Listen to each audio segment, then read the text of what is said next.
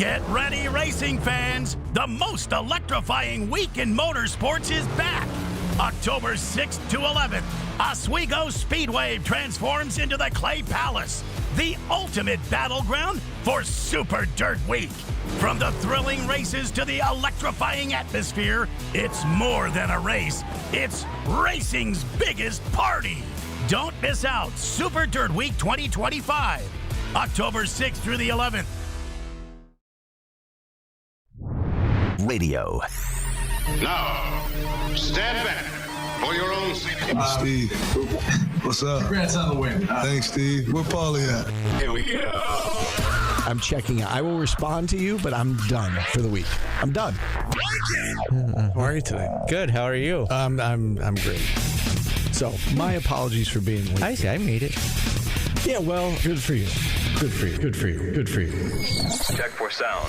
Pleasure to be on there talking with Paulie, man. He's a good dude. I'm an idiot. I'll just shut up and let you talk. I was trying to help. And shout out to Tupac. 3, 2, 1, and This is Orange Nation Well, hello, Paulie and Steve. with Steve Angeli and Paulie Sibilia. Good afternoon, everyone. Glad to have you with us alongside Paulie Sibilia. I'm Steve Angeli as we welcome you into a Monday edition of Orange Nation. What a win for the Orange over the weekend. A lot to get to, though, regarding this Clemson game, both on and off the field. Mike McAllister from Orange Nation, or QStation.com, rather. This is Orange Nation. He's on Orange Nation. He is. Radio and television. TV. Yes, he's from everything. Lots of nations with Mike McAllister. He's the United Nations right. of nations. Publisher of QStation.com on Orange Nation today at 12:30. We'll take Fran Brown's live press conference at 1 o'clock. Plus, we'll mix in your phone calls throughout at 315-437-7644. Steve, you know how this happens every once in a while? Someone will go, hey, you want to start with the good news or the bad news? This is the perfect day of that for us. Yeah, there's a lot. You know, we were talking about it but just before I came over here, I was at the SU football complex interviewing Ricky Brumfield for our show tonight, and special teams had a big hand in this win, and we were just kind of chatting before Ricky joined us, and it's like one of those wins that it feels different than last year. Like when they beat Miami, it was like, oh my God, like where did that come from? It feels different in that they went down there and like they dominated. Like it wasn't like I can't believe they won. It was they just went down there and took care of business. And then there's the part of it, obviously, with the Steve Angeli injury. Now the news coming out today about the fake injuries and the ACC finding them. It's just it's kind of strange to come off that win feeling anything other than, Orange Nation celebrating and wow, what a win and what can this season be? And they're 3-1 and 1-0 in conference. It's subdued a little bit because of those other things. Yeah, and I think it should be subdued for other reasons too. Just like you shouldn't have gotten down too low after the UConn win. I don't think you should get too high over this Clemson win because I don't think this was the Clemson win that it would have been in past years. That Clemson might not be that great, but I think I have faith in the coaching staff that they'll win games this year, and this is going to be a bowl team. But the Clemson might stink. Dabo said in his postgame, we might stink this year. Yeah, and that may be the case. I would say this, though. I think that by and large, Clemson has better players than pretty much everybody they play. Now, whether or not they go out and execute and, whether or not they win on the scoreboard, they're obviously not winning on the scoreboard right now. But I still think there's a lot of talent on that team. And for Syracuse to go down, whether Clemson is licking its wounds or not, for Syracuse to go down and do that in Death Valley to Clemson, that was very impressive. And I think we saw right out the gate the way that they marched down the field on the first drive. They went for that onside kick. They went for it on 4th and 2 on that following drive after they recovered the onside kick. They got a field goal out of it. They were playing to win, obviously. And I think that in past years, and maybe maybe that was the right approach in past years to play to keep it close against those guys. But Fran Brown was saying, no, I'm not having any of that. I'm going down there trying to win the game. And they did everything they could to win that game, and they did. They out-executed Clemson. They were the better team. I don't know how Clemson finished with 500 yards. I mean, they threw the ball a lot at the end. The defense played great for giving up 500 yards. And I thought all three phases were clean for the most part. Offense played great. Defense played great. The special teams was outstanding with the onside kick and Trip Woody hitting a 49-yarder and the punt coverage. And I just, across the board, like they didn't shoot themselves in the foot with dumb penalties. They went down there and they out-executed one of the best programs in the country. Whether or not they're one of the best teams in the country this year, they're obviously not. But they're still one of the best programs in the country, and Syracuse outplayed them for 60 minutes. Yeah, they got the win. But and all I'm saying is at the end of the year, that may be a game where you look and you go, you beat a team you should have beat, and you got to do that to get to bowl games this year. Yeah, okay. So, yeah, and it's the big problem is now that Angeli's hurt. People, it's funny, the people at halftime of the UConn game who wanted Ricky Collins, well, now you got him. Yeah, and right. It's going to be interesting. I think Ricky Collins struggled at the end of the Clemson game because the offense, you can't change it in the fourth quarter of a game to fit your personnel. And I think the coaching staff will change the offense to fit Ricky's talents going into the Duke game. And let's not forget, he still threw a touchdown. And I know it was... it was fortunate that Justice Ross Simmons turned around when he turned around, but it was, he still helped them secure that victory. Yes, and I'm with you. Like I think we saw with Steve Angeli. And this is not to take anything away from Steve Angeli. It's not to take anything away from Kyle McCord. But I think, as we talked about last week, we are seeing just how important Jeff Nixon is and Nunzio Campanelli and the offensive staff, how important all of those guys are to the success of this team. And now they have a week knowing that Ricky Collins is the guy. They worked with Ricky, obviously, in the spring and saw him compete over the summer. They know what they have in Ricky Collins.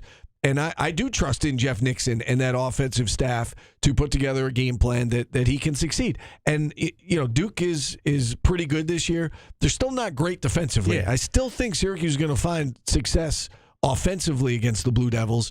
Now, will they have enough offensive success to win 3, 4, 5 more games? I don't know. I tend to think they will. I have a lot of faith in these guys. As much as I said, let's wait for the Clemson game, but that was something Dino Babers couldn't do in years past when Clemson was, I always said they never took advantage. Syracuse never took advantage when Florida State was struggling, when Clemson was struggling. Fran Brown went out and did it. Yeah, he did. He did.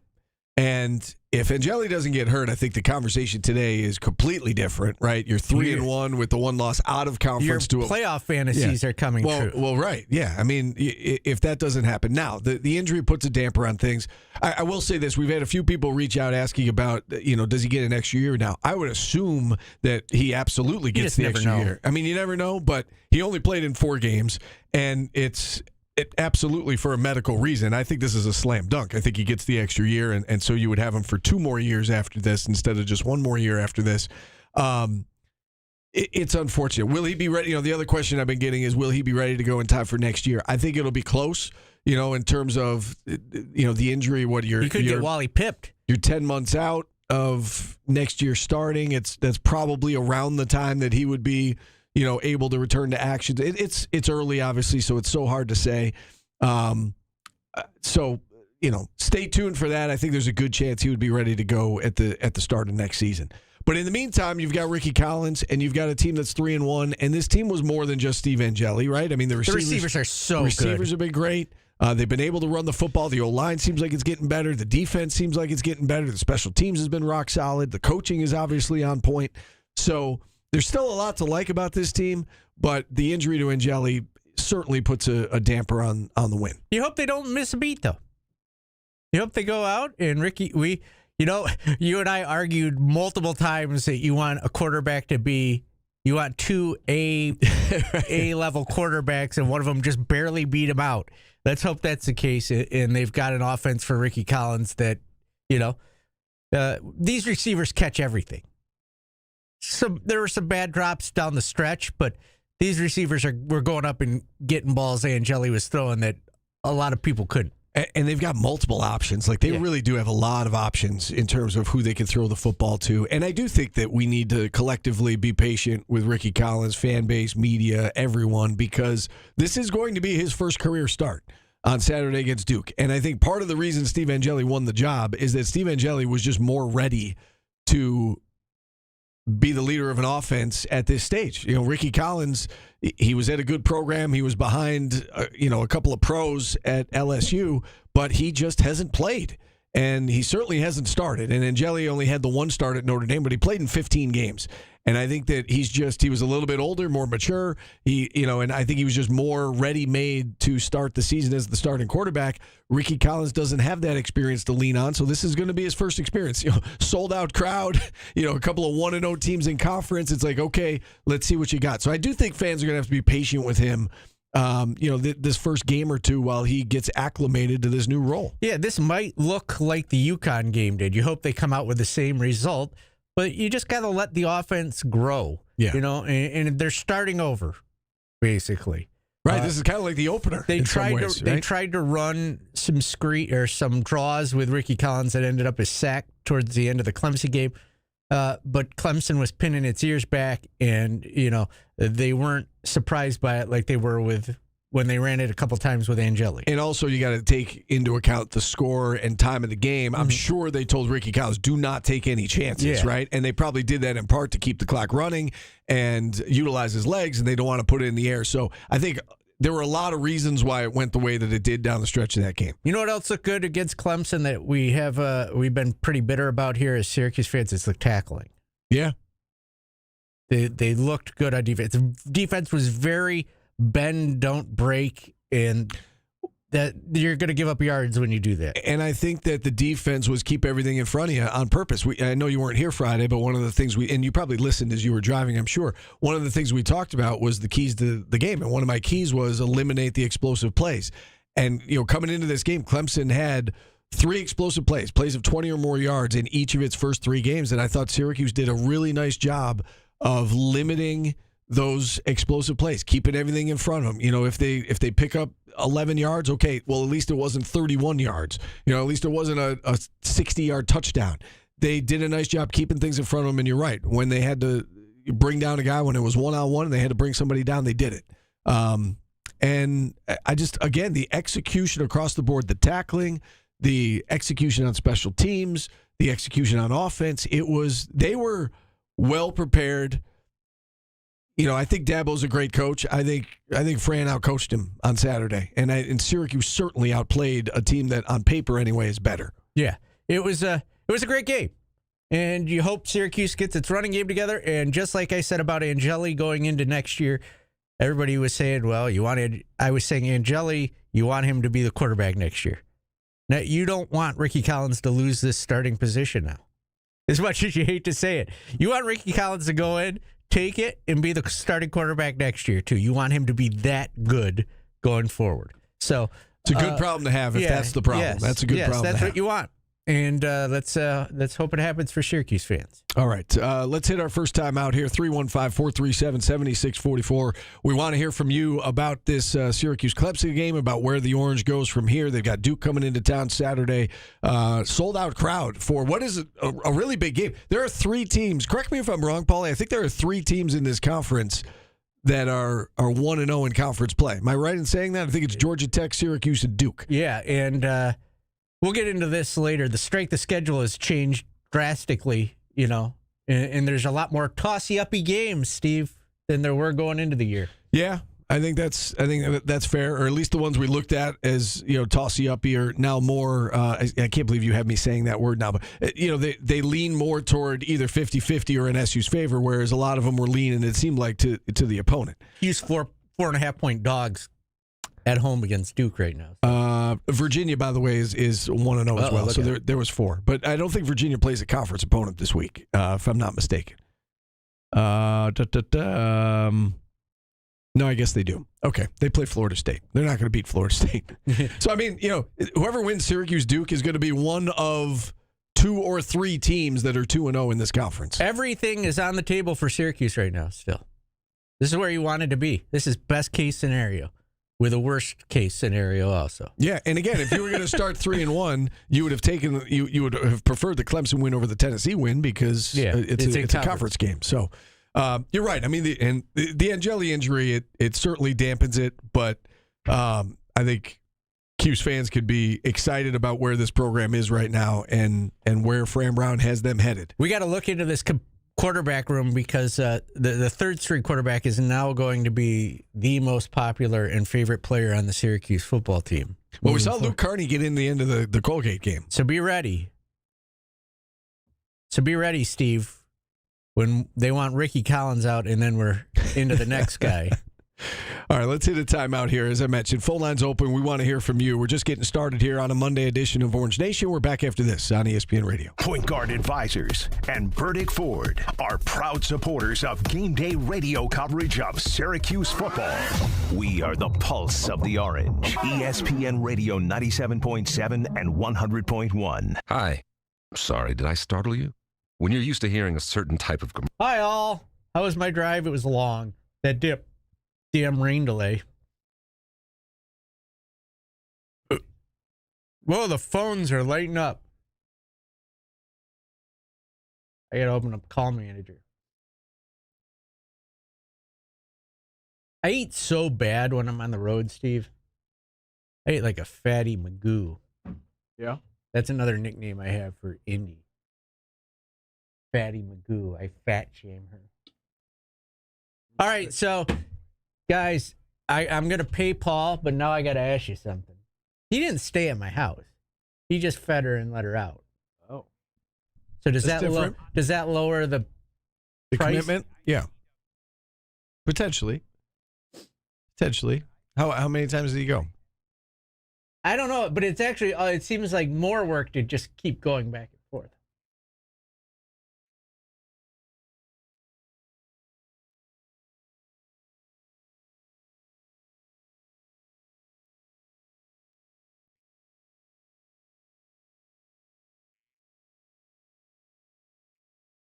Why is my chat bot? Oh, there we go. Oh. You know who else is really good bowling ball? You mentioned Delorier. He's awesome. Jamie Trimble played awesome, too. My chat bot isn't working great, Steve. Is that the Rick Beardsley in our chat? Is that the four-time All-American?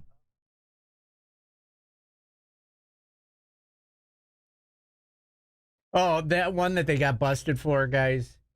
That was the fakest of the fake. It looked like the dude got shot. He just dropped. What's up, Rick? Rick, you sexy beast. How are you? What's for lunch today?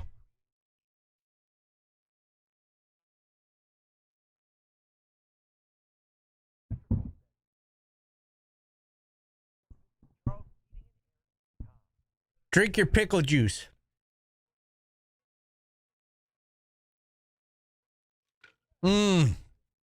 Sausage and meatball parm. Steve, that sounds good. I might make that for dinner. It's a lot of meat. There's a lot of meat in that sandwich. I'm going to pay him, Phil, you jackass. I asked if it was less. Because I made the bed and I left towels out and he didn't use any of them. He took the chips that I left.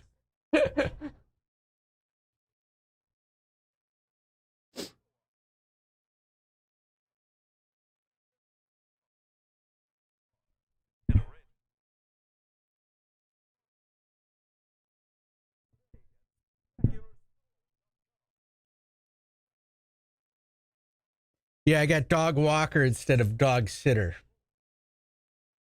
75? Yeah. I mean, if he was going to do it for free and he didn't even stay there, like, what would he, how many times would he go there? 3 times in a day, probably? I don't know. Could have been 2. The game day, he probably wasn't there more than once. Indy's a good dog. She held it the whole time. A damn lightning delay. Did he tell you he didn't stay there? Maybe he just didn't shower. Wow, Paulie, that was aggressive. You literally accused me of not wanting to pay him. Thanks, Rick. That's what I'm asking, guys.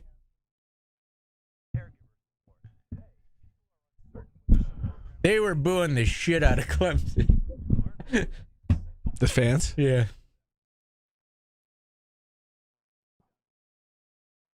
Oh, my goodness. Indy was out by herself. I heard she had a I heard she had a party, too. There's like all the dogs were over, like that Tone Loc song. Alex or Strauss?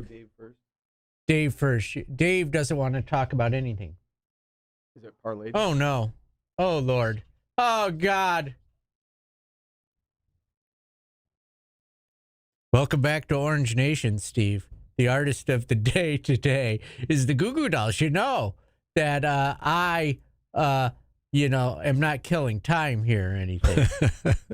That I guessed who the artist of the day was going to be. You mentioned that before the show. That's impressive.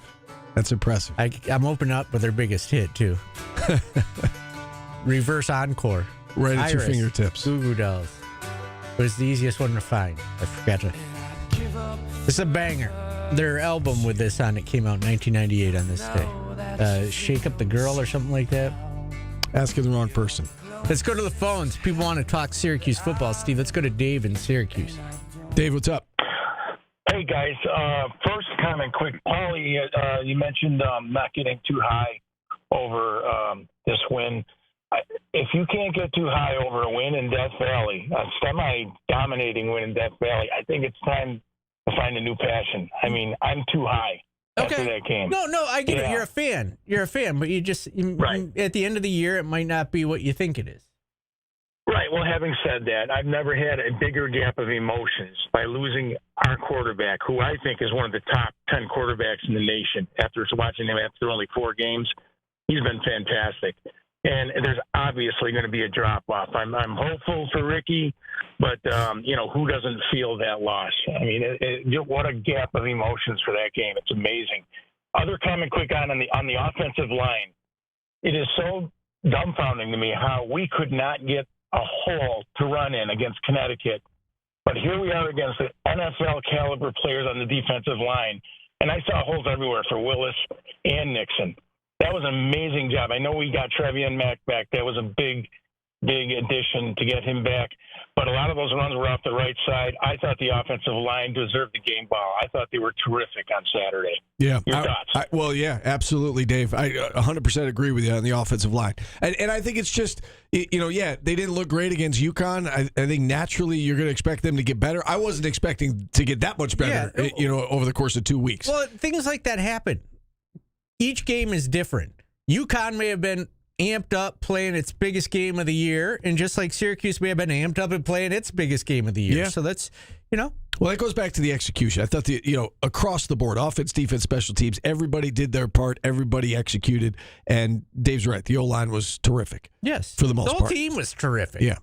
Now you got to be in order. You got to go out and be terrific again. And whereas people think I'm being negative about the Clemson win, I'm optimistic that this coaching staff's going to have Ricky Collins look very good. Yeah. I don't know if he's going to be the leading passer in the country, but I think they'll be fine.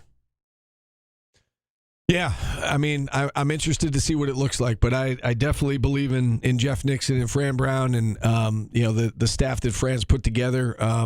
It's they had a lot of success with Steve Angeli in a short period of time. They got to coach up Ricky to go in there, and again, Duke is decent, but Duke is certainly beatable. So I was surprised to see that they were 4 or 5 point underdogs, whatever it is at home. But yeah, I think that shows you just how much Steve Angeli means to this team right now. Scooter in Jamesville's up next. Hey, Scooter. Yeah, the total is actually 64 in this game too. So this is the highest over/under for a Syracuse game this year. Now with a backup quarterback, so that'd be very interesting. A couple of things, guys. I mean, they won the game, but to be honest with you, I'm not surprised. I mean, if you've seen Clemson today, and the ironic thing, if you watch the body language before the delay, it looked like Clemson was gas. Syracuse looked, jumping up and down and just aggressive, and just the body language. I thought if that game went any longer in the first half, Syracuse might have scored some more touchdowns. They just looked slower. I don't know what the game plan for Clemson was on defense, but they didn't make any adjustments in that first half, and I promise you got a vertical passing game. You're right, Paulie. The running game is going to be there, and right now with a threat of vertical passing game going in there, they look like they were afraid to come up and play the run because of our speed and ability to get open. And I just hope that one pass in the corner of the end zone for a touchdown. The passing, just the scheme itself to get him open that way, but the quarterback had to put it right where it was on the line, perfectly passed. Hopefully the vertical passing game doesn't come back to haunt us if they can't put teams that can't put 8 men in the box and to stop the run. But in the Connecticut game, guys, didn't Syracuse throw for almost 400 yards? In the at the end of the game? They threw for over 400 yards, yeah. So basically at the end of the game when they had to move the ball, and I know Connecticut looked like they're playing that prevent win defense where they just backed them off, but it wasn't like Syracuse at the end of the game couldn't move the ball. But to me, Paulie, the Animals I think are hopefully safe for now as far as keeping them, but it's just too bad because I knew SMU was just a one-hit wonder. It looks like that way, and anybody on the schedule outside Miami, Syracuse shouldn't be afraid of. Yeah, appreciate you checking in, Scooter. One thing is you worry about the long ball. I'm not. I think Nixon is so good at taking what is available, and the quarterbacks have been great at taking what's available. And if Ricky Collins does what he's told, I think they'll be fine. Yeah. And I firmly believe that they were going to be able to move the ball and score points. We said that on Friday as well. I said if they can defensively keep Clemson in the 20s, I think they've got a good shot of winning this game, and that's what they did. Syracuse got to 30 plus and kept Clemson in the low 20s, and that's a recipe for success every time. Looks like Rick Beardsley's a two-way player. How about that? He's gonna talk some football with us. Yeah. Rick, what's up? What's up, guys? How are you? Appreciate you taking my call. Long-time listener. Appreciate you guys all the time. It's good to hear your voices. Paulie, like I said, my daughter Angela, who's here now, she will drive her car, pick up your dogs, and watch them anytime you want, especially during basketball season. Awesome. Being honest, she will do that for free. Don't even sweat it. Okay. Thanks. Yeah. I'll keep that in mind. Well, see, that's what a bro does. That's what a bro does. Does it for free. I mean, I'm lucky enough that I get to sit close to you when I go to basketball games with my buddies, right? I'm right there. So I get to see how fashionably dressed you are and looking good. But guys, I want to talk about Syracuse football. And, boy, how great is it to see them come in and just put a whooping on. The greatest part I enjoyed was truly the out-coaching. I tried to find and you guys I know can't believe this, but I tried to find the post-game press conference with Dabo Swinney, who, by the way, I've always liked. But I really wanted to see what he had to say, and I couldn't find it online. And, that to me is kind of what the story is, right? It's just, man, what a showing, but what a coaching showing by Fran Brown and his offensive coordinator. I mean, as the old saying is, it's right there. They were playing checkers playing chess while everybody's playing checkers. Yeah, Rick, that's what I'm most optimistic about moving forward is I think Fran Brown's going to outcoach a lot of people. And I think they're going to win games, even with Angeli out. Yeah, I was just listening to Clinton and Friends before I popped on with you guys, and he kind of beat up Syracuse for the fine that we took, right? Listen, guys, I get it, right? It might be a strategy, but I don't think so. I think, it's been really humid. It was like 98 degrees and full humidity down there. These guys aren't used to playing in that. The dome is air-conditioned now, guys, and we haven't had humidity in quite some time. I know what you said earlier was, drink some pickle juice. I get that. But, these guys are 290-pound humans. They got to feed and push liquids through bodies that big. Rick, I will say this. $25,000. I will say this. I was there, and the one they got caught for was bad. It was bad. It wasn't on TV that well, but two dudes cramped up at the exact same moment. And we saw the same thing happen against Tennessee, where it was one play in particular comes to mind where two defensive backs, Demetrius Samuel was the one that ended up going down and staying down, but they had two guys fall down at the same time. Listen, I feel had nothing to do with the outcome. Exactly, and I think that everybody's doing it right. It just so happens that it was so blatant and obvious that Syracuse got dinged for it, and they fined him $25,000. $5,000. And the university, by the way, I should mention this. The university offered, I reached out to them. They did offer a response. This is the official response from the university. Syracuse University Athletics acknowledges and accepts the reprimand and fine issued by the ACC. We remain firmly committed to upholding the highest standards of sportsmanship and competitive integrity across all 20 of our varsity programs. So, again, doesn't sound like they denied it. It was kind of like, okay, it happened. It's over and done with. We accept the fine. Let's all move on. But, again, I think you're seeing everybody doing it right now in college football. Yeah, and also Angeli with the Achilles, right? I personally, guys, you know me a long time. I've personally torn both Achilles, so like I know what it's like and see it. But man, I hope that kid heals up well. Nobody wishes anything bad on anyone that young with that type of injury, and with the technology they have today, I mean, there's no doubt he'll be up and going in a few months. But that second string quarterback, wasn't he a 3-star from LSU who transferred in? I mean, I thought he played quite well when he got in. Yeah, I mean, and I think that's the hope, right? Is that, and yes, he's got a really nice pedigree. Didn't play all that much at LSU, just kind of in mop-up time. Won the starting job here in the spring until they brought in Steve Angeli and obviously lost the competition. But he's a talented kid. I think he's got a lot of raw talent. He just hasn't played. And so I think that fans do have to be patient with him through the first couple of games, while he's out there as the starter, that he's going to get better and better. I think the tools are there, the talent is there, but he just doesn't have the on-field reps right now, the game reps, and he's going to get them, Paul. He's going to be, thrown into the deep end of the pool, as Coach P would say, with a sold-out crowd and, a couple of 1-0 conference teams going at it. And somebody in the chat brought up what I didn't want to talk about was the fact that I asked the question about previous Clemson games costing, like, the entire season because everybody gets hurt. But it wasn't even a contact injury. That's what. Right. It was a fluky thing. You feel awful for him. And yeah, my question was more that Clemson beat Syracuse up so badly that they couldn't play anymore. I understood the question. I think Coach understood the question, but I didn't think a Marino or a type injury was going to happen. All right, we got to take a time out. Rick, as always, appreciate you checking in. We've got Mike McAllister set to join us on the other side. Back after this on ESPN Radio. Wasabi Dude wants to throw me into the deep end of the pool. That will have no effect on me because I'm a professional. And I played water polo.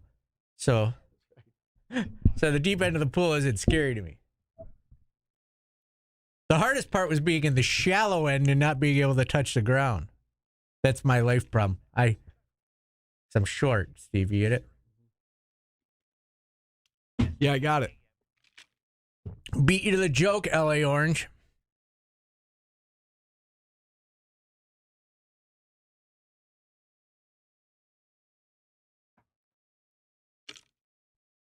Hey, looking at the numbers watching right now, thank you guys. That's a big, fat number. Steve Angeli going to come back with vengeance. Pass on the alcohol. Please do a game cast at Legal Weed Dispensary next time. Get them to pay money. Truth hurts. Let's go. Well, I'll do it from anywhere. I'll get high as hell watching the game. Truth hurts is just flooding the YouTube chat. I see that. I just pulled it up. I see that. Steve, you should have been on that since the beginning.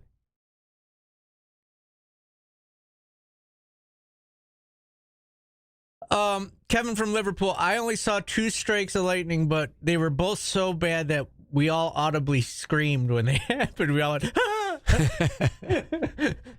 Adam Terry did too. So.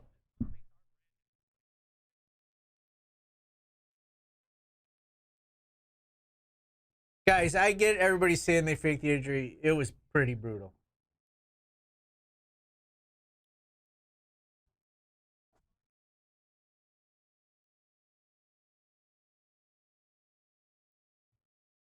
We don't know if they got warned from the Tennessee game.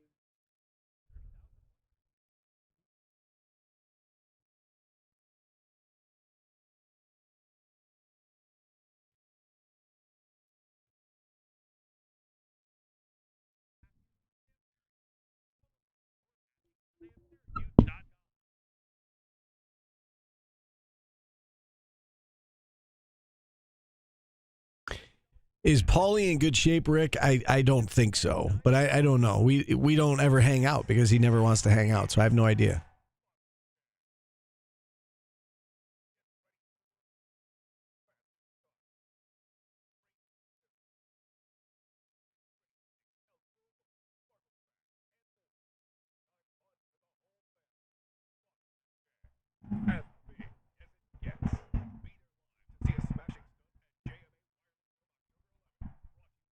We would love that. Are you back in town, Rick?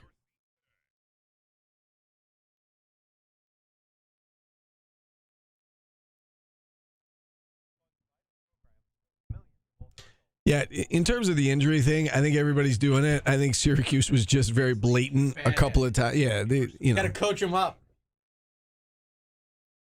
There's gamesmanship in every sport, and I think Syracuse just didn't do a very good job of hiding it there. Wasabi dude says Paulie is in great shape. You can bounce a quarter off my ass, Steve. You want to play quarters? I'll put the shot glass right in the crack, and we can play quarters, each of us on each side.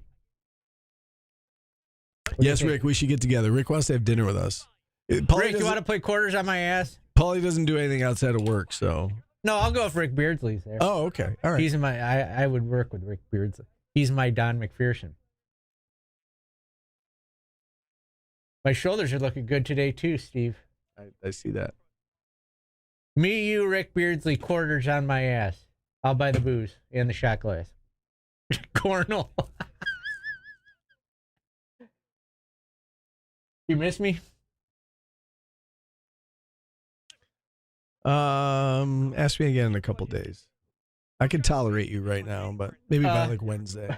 By the way, they posted the video of you and Mario working together, and I commented on it. Man, I'm aging terribly.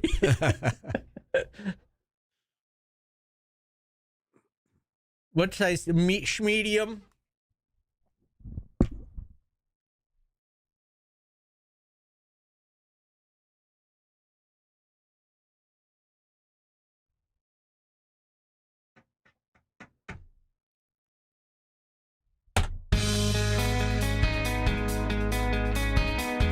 Artist of the day is the Goo Goo Dolls. This is called Home, Steve. All right. Good to be home. Yeah, let's. We missed you on Friday when you were out on the road. It was so peaceful. I have a funny story to tell you guys about. I try not to get angry about work, and I was visibly shook in the car, like angry about what? About something that happened at one of the other stations. It's a good 45 seconds. Okay, all right. I look forward to that after we talk with Mike McAllister from QStation.com. And, Mike, a lot to get to from this game. Before go ahead, we do, we did our first watch party, and Mike McAllister, I didn't get to watch it, but Mike McAllister, you had to sit and do a watch party during an hour and a half lightning delay. How did that go? Yeah, I got to practice like what announcers do during blowouts and find stuff to talk about, right? But yeah, we figured it out. I mean, the chat was good, and they were updating as they saw stuff on social media, and Gio was texting Paulie to get updates on weather stuff, and we were, trying to listen to what they were saying on the broadcast and all that. So it was, but it was fun. The chat was great with it. Those that hung out with us the entire time, both YouTube and on Twitch. So it was a lot of fun. We got through it together. Yeah, we're going to announce our next one right now. I will be there with Gio at Wildcat for the SMU game. Nice. So good. 3:30 kick a week from Saturday. Okay. There you go. So you're not traveling. No, now. I'll be here. Okay. We look forward to that. All right, Mike, a lot to get to from the game. And I guess just open-ended question to start with. What impressed you the most from what you saw Saturday? I think it was just how the attitude, I guess, that they played with, which was, we're not here to hope we can win. We're here because we expect to win. We think that we're going to win. We believe that we're the better team. They played like that. They prepared like that. They coached like that. And you could and then also, I know a lot of people look at, for example, the onside kick that happened early as like Syracuse is trying to do things to, catch trick plays and whatever else to try to beat Clemson. That, to me, was not a trick play situation. That was a film study I noticed something when I was watching film that Clemson does this and we can take advantage of it. To me, that was a sign of excellent coaching, great film study, and being prepared for something like that. That's not a trick play type situation to me. Mike, let me jump in right there. Let me jump in right there. So I talked with Ricky Brumfield right before I came over here today for our TV show tonight, and I asked him about the onside kick, and that's precisely what he said. I said, was it a gut feeling? Was it something you noticed on film? And he's like, no, it was in the preparation. We thought that we could recover it. We thought it wasn't even a catch them off guard type situation. It was we noticed it. And Fran said, you have my blessing. If you think you could pull it off, go for it. And they went for it, and they obviously from the kick to the blocking to the recovery to they had to execute it perfectly, and they did. They did, and I mean, what a difference a year makes, right? With special teams, we remember, kind of this time last year, we were talking about the fact that they gave up an onside kick against Georgia Tech and how special teams were a mess, and yet here we are now talking about how special teams are a strength. Trip Woody made a 49-yard field goal in that game, and they had the onside kick, and Stonehouse punted extremely well. It's a strength of this team, and as I said, the attitude that they played with, but on top of that, the fact that they played complementary football in all three phases, played extremely well, and they dominated that game from start to finish. Something else about special teams, I talked to Fran Brown about this. I don't know if you guys remember this in the UConn game, but UConn wasn't fair catching any of the punts. And I said, were they doing that on purpose? And you guys were blowing them up knowing that. And he goes, yeah, they were not fair catching. And we saw that on tape. And they do that because they think everybody's going to slow down. And we told our guys, don't slow down, just run right through them. And, if you get the penalty, you get the penalty. So it's like. That goes back to coaching. Yeah, it's amazing what these guys see. It's crazy. Yeah. It is, but again, as Steve just said, that goes back to coaching. That goes back to film study, and when you have, I think they have a lot of really good coaches on staff. And when you have this many good coaches on staff, that's the type of thing that can happen. Yeah, and I don't want to spoil the interview tonight. I still want everybody to watch it tonight at 7 o'clock. Where at, Steve? At News Channel 9, 7 to 7:30. Mike McAllister will be there. I did ask him, I said, how much do you practice something like that knowing, that you may use it? He's like, we practiced it every day. So that's all about preparation, right? That wasn't a fluky thing. That wasn't, as you said, a trick. I mean, I know why people look at it as a trick play, but that was something that was calculated. They practiced it, and then on game day, they went out and executed it like it was no big thing. Obviously, we got to talk about the Steve Angeli injury and what that means for this team. So before we get into Ricky Collins, just your thoughts on the injury to Angeli, and obviously everybody feels bad for him. What will Syracuse be missing without Steve Angeli out there? Well, the thing about it is it feels like you're kind of starting over from the new quarterback learning curve, kind of going through some of those growing pains thing, right? Because we saw that with Steve Angeli in the first game against Tennessee. We saw that in game 2 for a while against UConn. And then ever since things sort of seemed to click at the end of that UConn game, he's been great. He was great at the end of that game. He was in control, poised, confident throughout the Colgate game, and he looked every bit of that against Clemson as well. So to me, I think you're losing basically 3 to 4 games worth of experience, preparation, learning curve, etc. That's kind of, I think, the biggest thing here, because I think that they're still confident in Ricky Collins and what he brings to the table, and having a week's worth of game planning around his skill set, I think, will help. But he's kind of starting over because he doesn't really have that experience of starting 4 games like Steve Angeli does. Let me ask you this about Ricky Collins. Do you think the offense will change noticeably? Or do you think they're going to make just some subtle changes to, make Ricky feel a little bit more comfortable? I think it'll be subtle to the naked eye. I mean, you could see a couple of things like maybe a designed run or two you could potentially see. I could see that as a possibility. I'm not saying that's definitely going to happen, but he's more mobile than what Steve Angeli is, so I could see that a little bit. Otherwise, I'm not sure that we know. That's actually a little bit of an advantage that Syracuse has going into this game is that if they are going to make some changes, then that's going to catch Duke off guard a little bit because they're not going to be prepared for it. There's nothing on film for some of those types of things that they could do with him. But largely, I think they're going to run their offense. It's their offense. They're going to run it.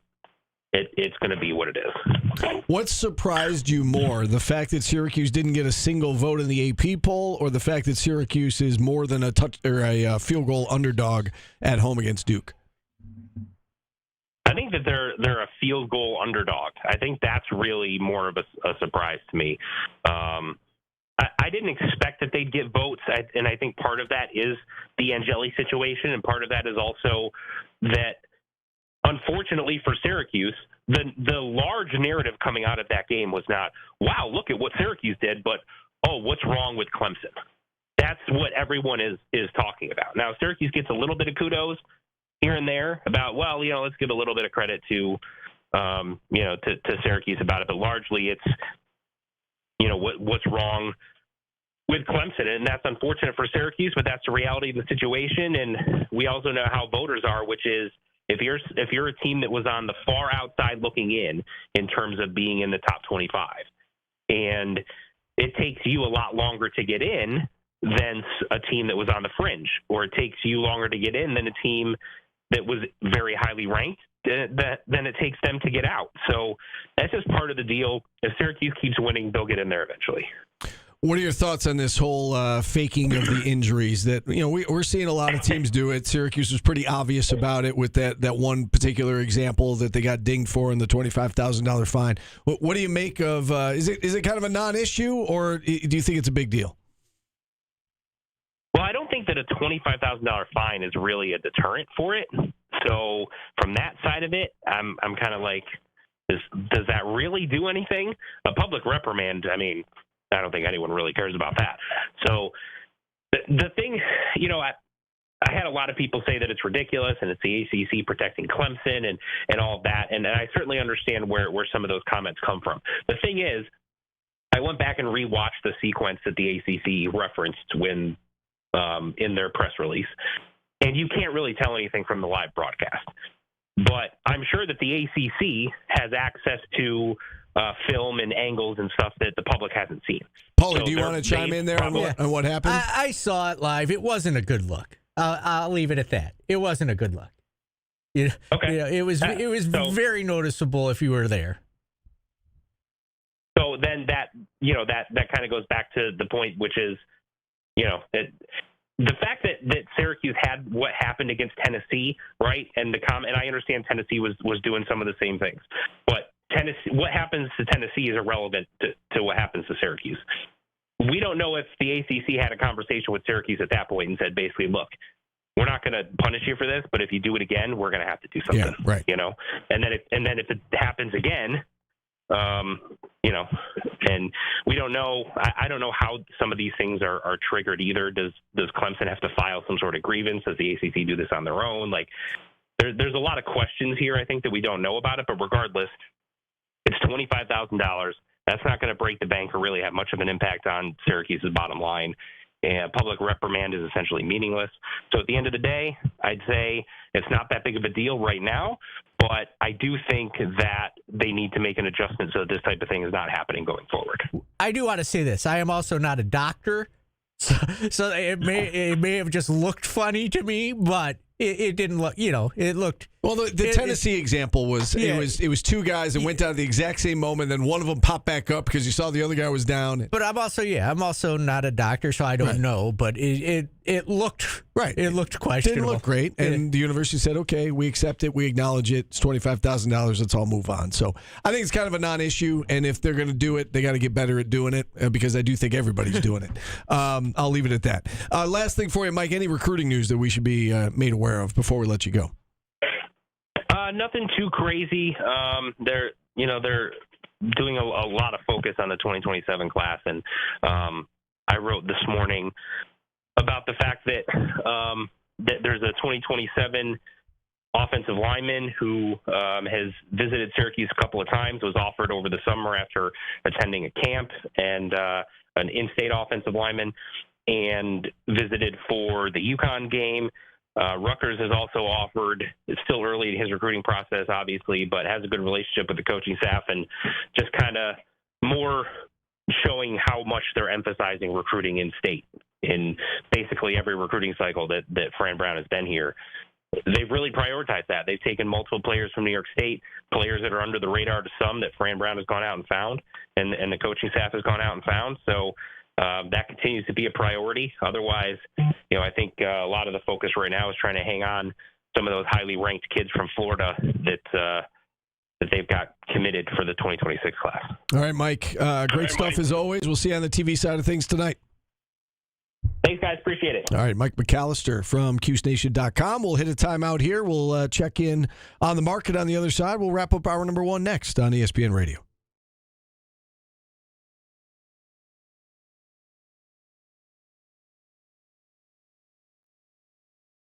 Shut up for a second. Okay. I just want to respond to Orange Pride 44, or Orange 44 Pride here in the chat. So, and I see these comments all the time, and I just kind of ignore them. But this notion that because I bring up the TV show that I don't care about the radio show, I think everybody in here knows me well enough to know that I very much care about everything that I do. And so, I absolutely care about the show. And just... Is that true, Steve? Me cross-promoting is I cross-promote on TV, too. I'll mention when we run something from radio. I mention I got it from radio. I would love it if whoever's hosting would be like, will you shut up about your stupid radio show on TV? So, anyway, keep saying what you want to say, but I just want to set the record straight on that for everybody else.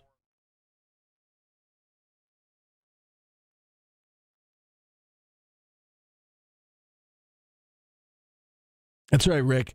I do miss that show we did. I'd be up for doing it again if you ever wanted to revisit that.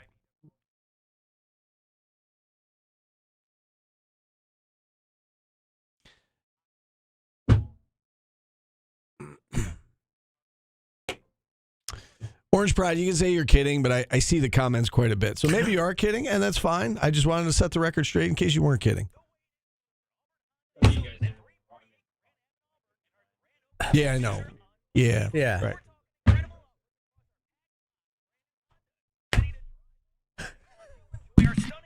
Right. All right. I'm glad you're joking. I've always said it's hard to decipher the tone of a text.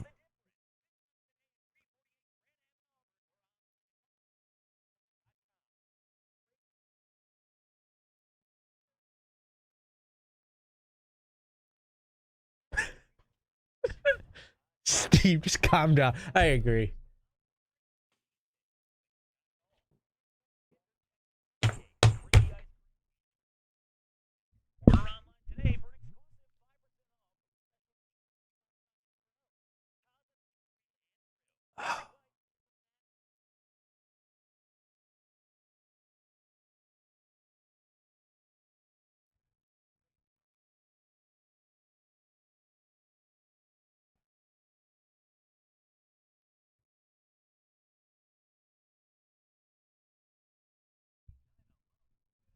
Steve is on the verge. Okay, seeing that we don't have time, I'll tell the story. So, one of the other station's DJs gave away $5,000 prizes instead of registering people. Oh, no. What? Yeah, so it was bad. Oh, that is bad. How many? What? How many? We were only supposed to give away one, and it was 5, and it was like a $600. Oh, no. That's not good. Yeah, it was.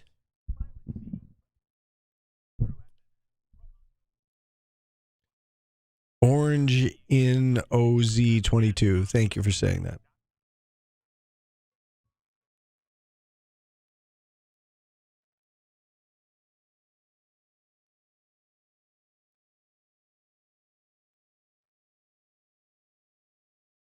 Thanks, Bleed in Orange 44. Appreciate you. Mike or Mac. I don't know who Javier Romero is. Should I look that up? Should I Google that? Javier Romero?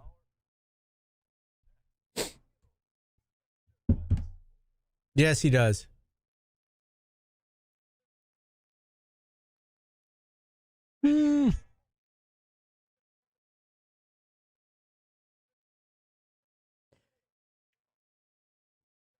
Yeah, watch out, guys. Steve will bite you and blame it on someone else. No, I'm over that. I'm over the biting. If it wasn't for Steve, the show would run off the rails. I take great credit for that.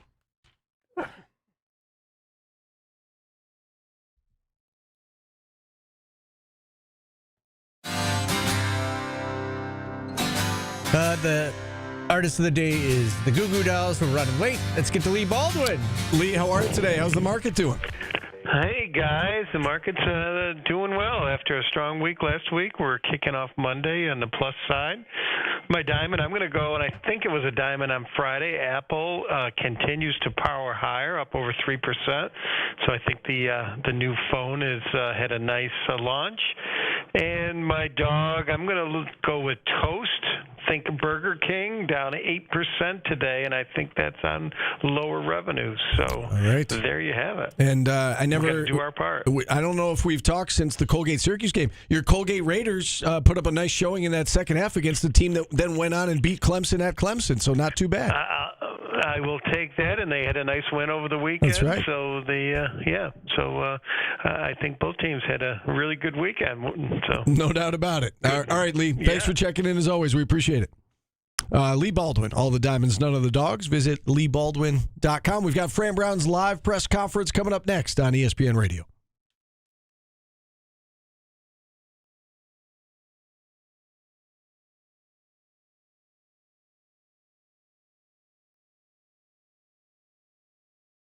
I just want you all to know that I am soft and can't take it when you make fun of me either. Thank you. I take this job very seriously, and I appreciate Steve. Thank you. I'm a baby. Yes, you really are. Soft. Don't hurt yourself going. Yeah. Everybody knows you care about the job. Just take the joke and eat it. Taste it. For God's sakes. Everybody on earth knew he was joking, except for you. Big wah-wah. Sorry, how's everybody doing?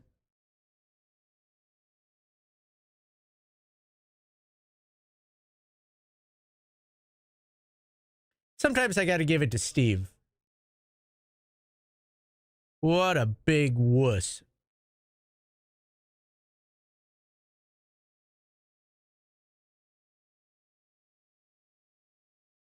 Where are we going for dinner? Wherever you want, Rick.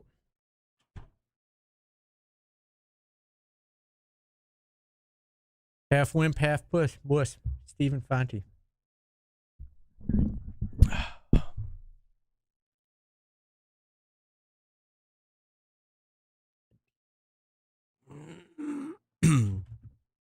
You all right? Yeah. Sounded gross. Gross sounded. You miss me? You want to know the truth? I think you got me sick. Good. I hope I did. I'm okay. I just have a little bit of a cold. It's this whole office. You know who the originator? I know who patient zero was. It was freaking Ed. Oh, really? Yeah. All right. Well, I guess I can't be upset about it. I am. He got me sick.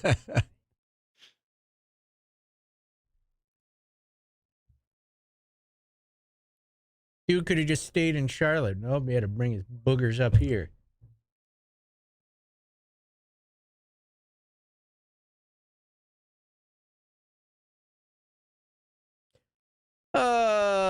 Give a little bit. It was this office, though. Definitely everybody's sick.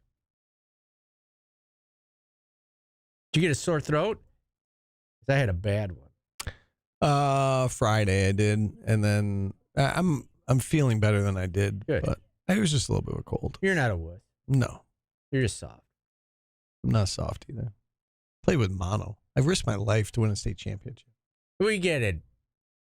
We get it, old Hulk high person. Hey, Utica, I hope you're listening.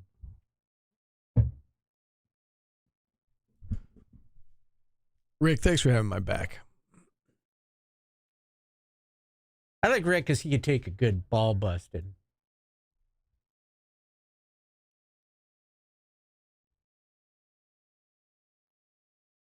I bet you Rick could make me cry with his ball busting.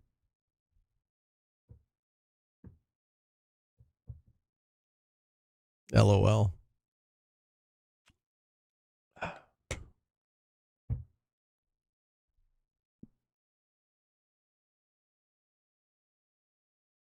Edna, I'm still in my prime. I'm not worried about the glory days.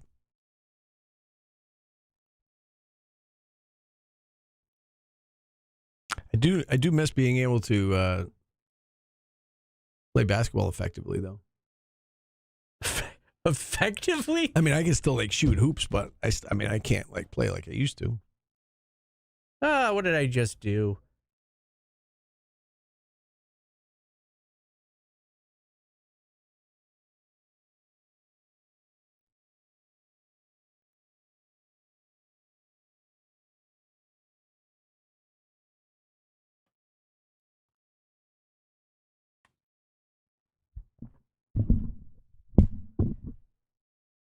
Go get sushi. Steve would never eat sushi. I would love to go get sushi. I love sushi. We don't have them yet, right? I don't think so.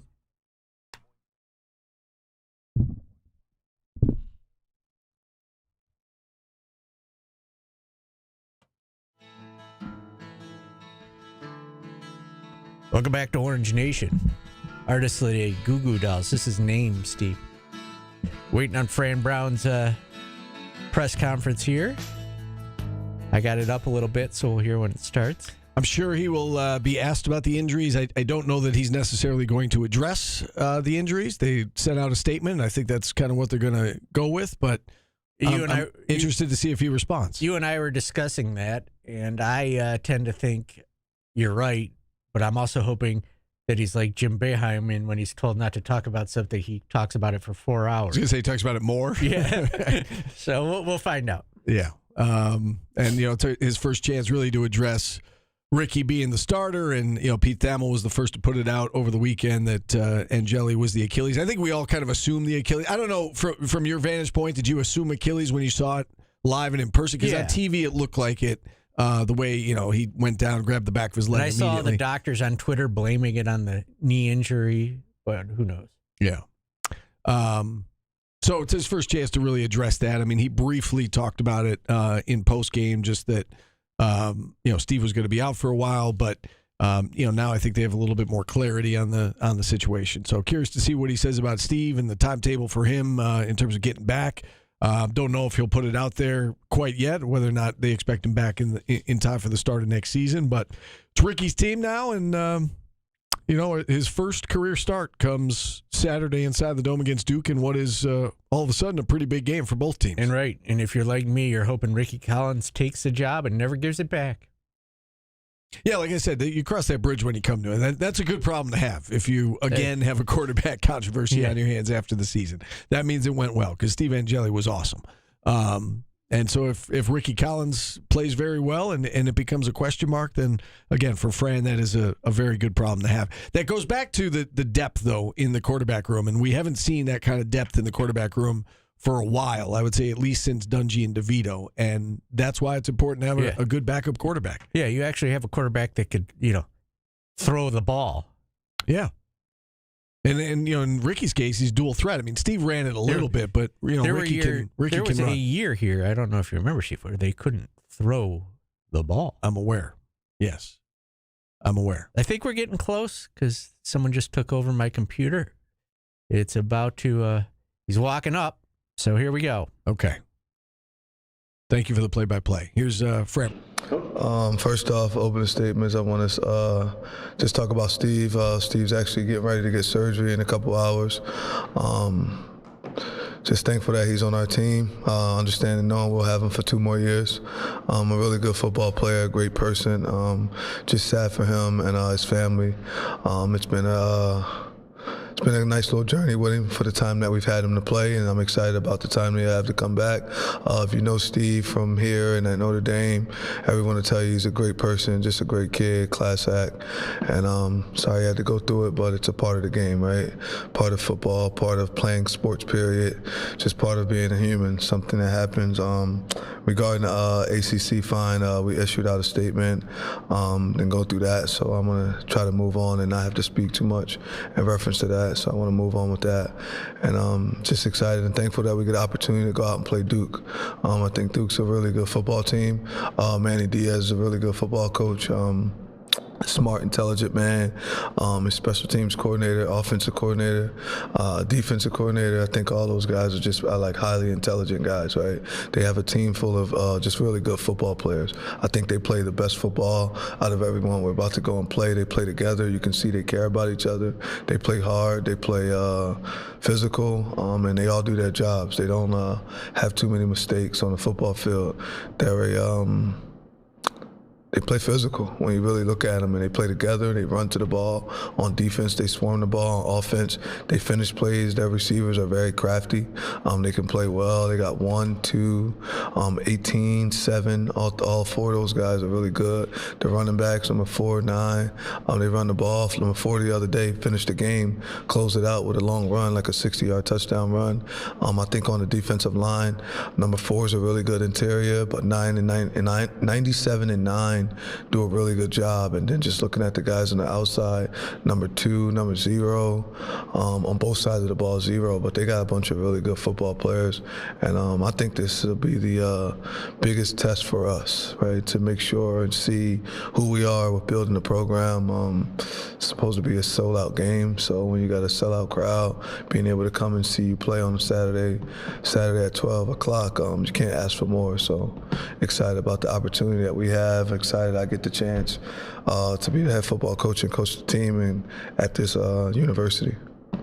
Questions? We'll start with Christian right in front. Coach, after you named Steve the starter in training camp, you talked a lot about how Ricky responded to that and the response that he had and the work that he's put in ever since not being in the starter. How has that mentality helped him to be in the position that he is right now? I think it helped a lot. I think he was able to help us finish out the game and win.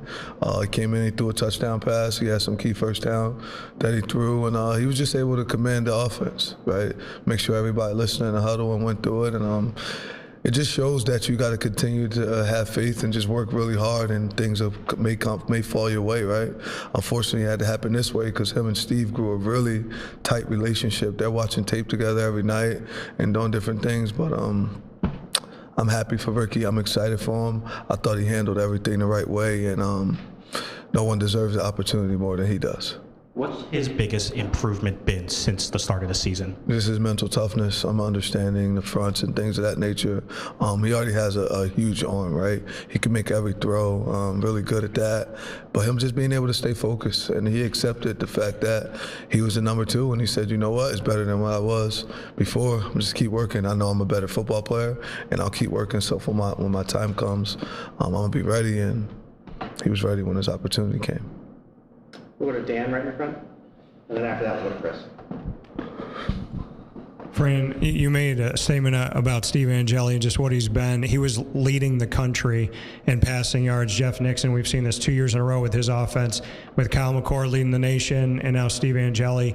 I know he's not here right now, and you said you're hoping for 2 more years, but just what you can say about what he did in these first few games and what it means for the future of Syracuse football to know his talent already showed itself.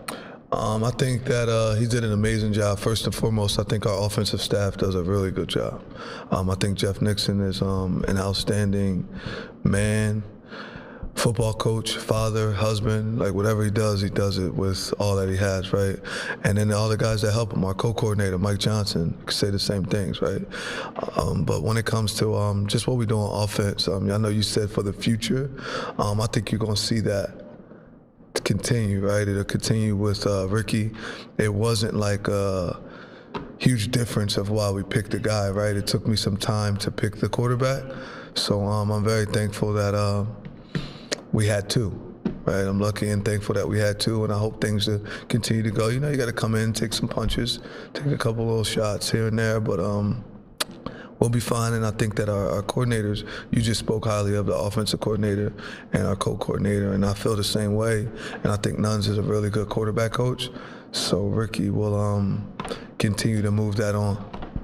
And to follow with that, you had made mention beforehand that when you stay with the team, you're the next man up. If you leave, if you transfer, you may be one play away from the opportunity. Davian Kerr steps up in the Clemson game, gets that interception, and he worked to have a role on this team.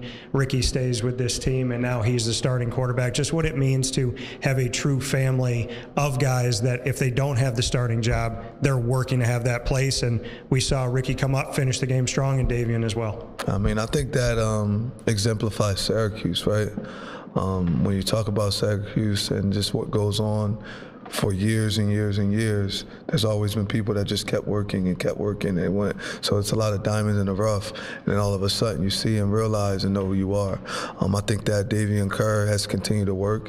When he played last year and he got in the game, caught an interception for us versus Cal, if I'm not mistaken, was able to start from there. And then coming out the first 2 games, he started, though. Like, he was our nickel.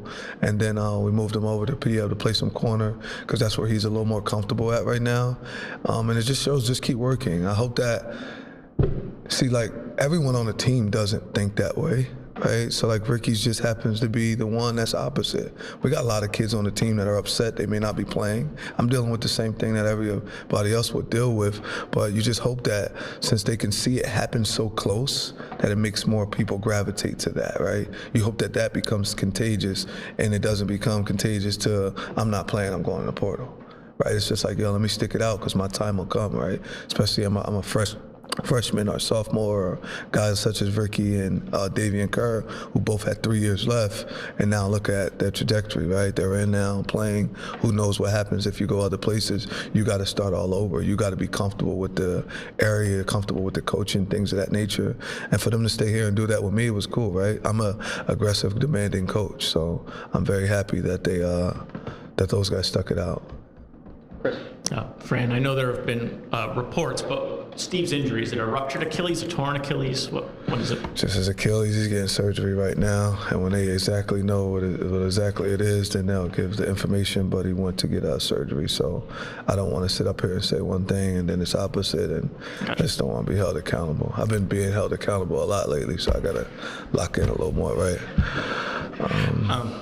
So you don't necessarily know like what a time frame would look like until the surgery happens, probably. He getting the surgery today. But like recovery, like when he would expect to be. I mean, usually that recovery is about 6 months, something of that nature completely before he goes back and get it done. I think he'll be ready, hopefully in spring ball, some of that nature. That's what I look at, spring ball or right after spring ball. And then he obviously tried to gut through a first injury in that game. Do you guys think the two are related at all? Did him trying to gut through that first injury contributed to the second? I'm not sure. I'm not a medical. Like, I coached the game, so I couldn't tell you that. Right? I'm not sure. Do you know what was the first one, a knee or a calf, or do you know? Yeah, I'm not sure. Okay. I forget. I was just focused on the Achilles. Yeah. Chris, you can pass it right back to Samantha, and then after that, we're going to go to Maddie right in back. Coach, it says in this press release that Syracuse accepts the fine. I want to know, does that acceptance mean that you're also acknowledging wrongdoing, going along with Dart, holding yourself accountable? No, I'm just really trying to focus on Duke right now, right? For me, I'm trying to move on. We got a tough football team coming. I think the toughest team that we had a chance to play. So those things happened in the last game. We put the statement out, and I just want to stick to everything that was in the statement and get an opportunity. That's why I'm thankful that our athletic director and everybody made sure that we got a statement put out, because they want us to move on and get ready for our next opponent. So that means you're not acknowledging or accepting that? No, I'm just trying to worry about Manny Diaz. He's a good football coach. Hey, Fran. Looking at this Duke team, you said that it was probably going to be the biggest challenge for your team so far. What is it about, the Blue Devils coming off a big win this weekend that makes them so challenging, especially it being a sold-out home game this week? I just think they're highly intelligent athletes that love to compete.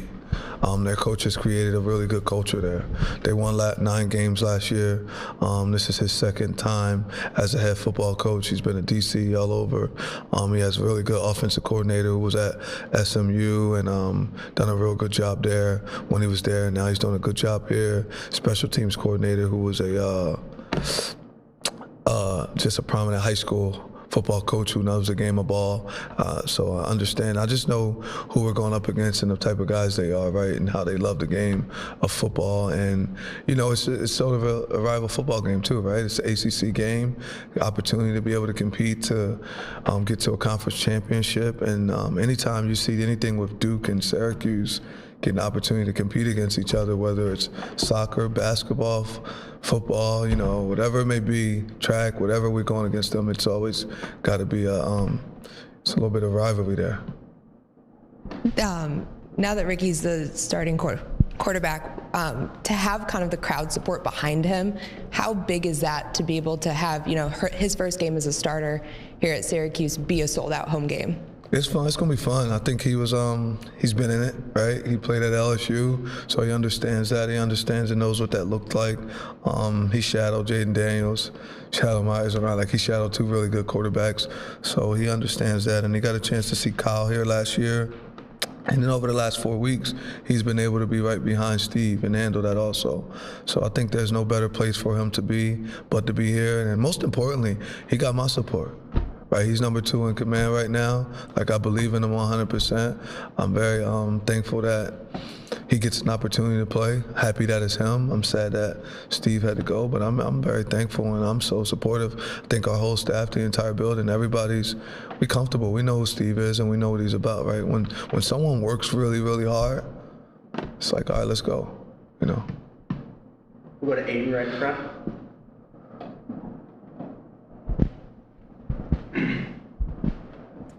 Hey, Coach, just looking beyond Ricky, do you have a solidified answer? Who would be the backup? And if not, just what have you seen from the competition in the room between Jakari, Luke, and Rich as well? I just think they're all competitive, and we'll figure that out over the next 2 days. We kind of got an ideal, because I think Luke's been kind of leading that way a little bit, but Jakari's right there also. So, and then you'll have days where Rich will just come out and be look like Joey Hamilton out there, just doing really well. So we got to figure that out. It's something that we're going through right now. So I couldn't pick any one specific kid right now because they're all doing a really good job.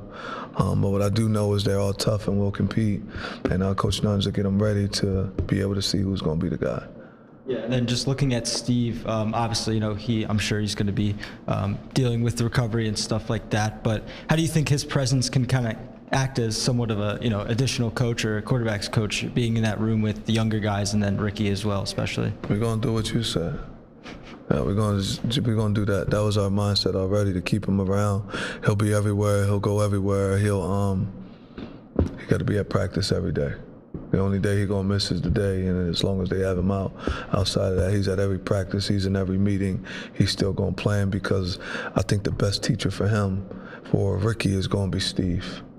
Just like Nuns does an amazing job, but there's nothing like having a guy who's your peer that understands and sees what you're seeing and you can talk to and go through it. So he'll be the biggest help, and the type of guy he is with his heart, he's going to do everything he can to make sure that Ricky succeeds. Move up in the third row of WAER. So, Coach, you and Coach Diaz nearly crossed paths back in 2019. Say that again? Coach Diaz and you nearly crossed paths back in 2019. Yeah. He took the Temple job and then was offered Miami, took it, and then you, of course, ended up being on Rod Carey's staff that season. So there's sort of some connective tissue there. Do you have very much background with Coach Diaz? What's your, what's your sort of relationship like with him? We cool. I could always call him and talk to him. We see each other. We would sit down. We at the ACC head coaches meetings. I'm gonna go sit with him, stuff like that, and we'll talk to each other. There's a mutual level of respect. He decided to hire me there. He left. For me, I wanted to stay in my area at the moment. So we good. Like, he's a good guy. You know what I'm saying? I think he's a great man. Our kids got to know each other a little bit real quick. My wife and his wife know who each other are. So, like, you know, I got respect for him. I like him a lot. You said, unfortunately, I had to stay at Temple. I wouldn't look at that as, unfortunately, that was a good deal. Getting a chance to work under Rod Carey. So I got to learn a lot from him, but I stayed up here, and that's kind of how I am where I'm at now, because of Rod being a kind guy and wanting to keep me on the staff once he got there. What, Javon, on the end? Fran, is there a plan for Steve once he's physically able to still travel with you guys for away games and kind of, as Aiden said, kind of help Ricky and the guys once he's able to start traveling? I mean, all right, let me answer this the right way. Yeah, we have a detailed plan for him after he comes back. I'm gonna make sure that he's gonna be like a quarterback coach, because he'll be right there next to Ricky, because if he can make sure that Ricky, he's the number one guy that Ricky's gonna feel confident listening to, because it'll be one of his peers that are doing it. And then he's already seen him do it. And I believe that us having this plan, him traveling, him being everywhere, him doing everything, he just can't play. It'll help him mentally, because the first and foremost, the number one thing that's important right now is Steve Angeli's mental. We got to make sure that mentally he stays focused and locked in. It's hard for anyone to go from here and just feel like you're here, even though he's going to be even higher, because he's actually going to have more wisdom and understanding. But just the feeling of that is hard for a young man to go through at 21 years old. So we got a full plan, from the mental health to him getting back on the field, of rehab, to just being around the guys, to doing everything. He's pretty much going to be a GA for the next 9 months until it's time for him to get back on the field. But I'm going to take care of all areas to make sure that he's a complete man. He's already going to be online academically, so that way we can keep him straight and have everything being able to heal the right way. Does that answer the question? And for the last few months, you mentioned earlier, you've been saying you feel like you have two quarterbacks that can go out there and win you a game. Steve's no longer one of those two. It's going to be either Luke, Rich, Jakari, whichever one you decide before Friday. Do you still have that same faith that you have two quarterbacks that can go out there and win you a football game? We're going to always have two quarterbacks that can help us win a game. Whoever that other quarterback may be, then that'll be him. I mean, we might end up with three. I'm not sure of that. But again, the name of the game is to develop. And as long as we continue to develop them mentally and physically, then we'll have the guys that are needed to help us go out and just be able to have one more point than our opponent. What if Brent in front and Zach right after that? Fran, I know you said the statement speaks for itself. Faking injuries was something in college football that was universally accepted, that they had to make a rule about it. I'm just wondering how you feel that the ACC chose Syracuse to make an example of it. I'm just trying to focus on Manny Diaz and his staff and their players. You know, I felt what I don't want to do is take away from the fact of our players going out and winning a game against one of the better teams in the country, one of the better programs in the country, one of the best coaches in the country. You know, they won 8 out of the last 10 8 out of the last 10 conference championships. They won 2 national championships. So I don't want to take that away from them, of what our players done. I try to make it, you know, less than what it is, or, you know, minimize that. They made a decision that whatever decision they make, and as our administration says that's what we're going to go with, I got to follow that. And we're going to follow exactly what, you know, we said, and we came out with that statement. And all I got to do what Mr. Wildheck stated for me to make sure we move on, and let's focus on Duke. Questions on Duke from Zach? Fran, obviously you had the onside kick against Clemson in terms of the aggressiveness. What have you seen in terms of the buy-in from your team on special teams so far this year? They're doing a good job. Our special teams coordinator, Ricky Brumfield, his assistants, they work their butts off. The kids are believing more, they're working more. It's tough for some people to get that done, but he's getting them to buy in and have fun and get that done. I think with Mr. Jacobs, Coach Jacobs actually coming on staff, that has helped us a lot, especially with our kicking game. Our kickers are confident, understanding and knowing someone that has done it here and has done it at a high level is able to be out there and help compete with us. That means a lot also. So we just all bought in, right? It's the heartbeat of the football team, and we got to keep getting better at it, though. We all made a vow and agreement this morning that we was going to make that be, we got to step that up a little bit more. I think that Duke's special teams is really good, really good. And you talked about last week, you said Clemson had one of the best defensive lines in the country. Yeah. How do you think your group sort of has been gelling in terms of the offensive line for you guys, and how do you think they performed last week, and how do you think they've kind of grown throughout the year so far? I think they're getting better every week. I think last week was a great job. But honestly, we got to move on. Like Duke is waiting, and they want us to keep worrying about that. They want us to focus on that. We got to focus on Duke. They come here to play. They probably got the better quarterback in the country, right? One of the best in the country. So there's a lot of work that we got to make sure we do on defensive side of the ball to be able to stop these guys. They're a high-power offense. They got a quarterback that can throw and run, and so we got our hands full, and they come to our place. Take two more, one question each from Cooper and then Dan to finish. Fran, how have you seen your young cornerbacks mature through 4 weeks so far? Guys like Demetrius, Brahim Long, and Davian Kerr, just with a lot of responsibility in your secondary. How do you feel like they've matured with that responsibility? Well, BJ plays safety. The young corner is Demetrius, and then it'd be Chris, right? Davian Kerr goes in. He plays corner and he plays nickel. Young secondary guys. Young secondary, you're saying? Oh, I got you. I think they're doing a good job. They're getting better, right? We got a long way to go from what we want it to look like, what we all envision it looking like. But I think every week they're getting better, and I'm proud of them. I'm happy for them. I want them to play better this week than they played last week, and I want them to continue to get better. I want them to do better in the classroom this week than they did last week. You know, everything's a constant rise, right? We can't stay the same. The standard's consistently rising, so we're excited. I'm excited about them, though. I like what they're doing. I like how they're playing. I like that they play well together, and they're starting to communicate almost to where I want them to be communicating with each other at. And then last question to Dan right in front. Fran, looking at the rushing attack, Yasin Willis and Will Nixon, just what they've done to complement each other and what Ricky Collins can bring to that option that he has with his legs as well, just what the versatility is in the rushing attack as you head into Duke. It's going to be fun. We'll figure that out, though, right? That's up to Coach Nixon, and then that's kind of on the defense of what they give us that we see if we're able to take. I do think that having Willis and Nixon both running the ball, they complement each other well. We got some other guys that should be getting in there soon, but I think those guys do a heck of a job. And with Ricky, Ricky's a passer first, so he just happens to be able to run, but Ricky got an arm. Like, he's not really a runner all the time. That's what people think, but Ricky throw that ball. Like, that's the main thing that we're going to have to get done with Ricky. He likes to throw the ball. All right, thanks, Coach. Thanks, everybody. Thanks. You're on in a second for player requests.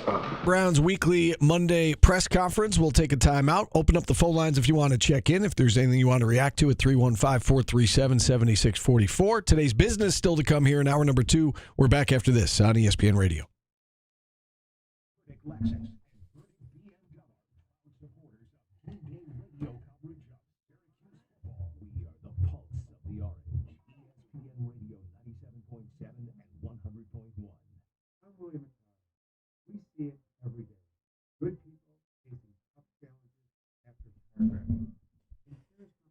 You guys can get you can get on the reporters. They got to ask that question. Do you ask it the third time? I don't know, but the injuries? Yeah, but you got to ask. I think it was clear that he wasn't going to talk about it. Yeah. They probably went to the well too many times, but you got to ask.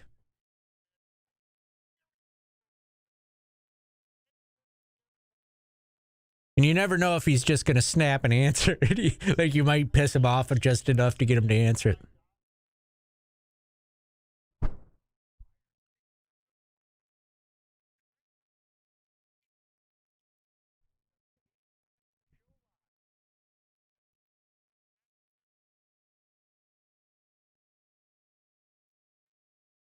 Hey, Coach, the Tennessee game, the injuries.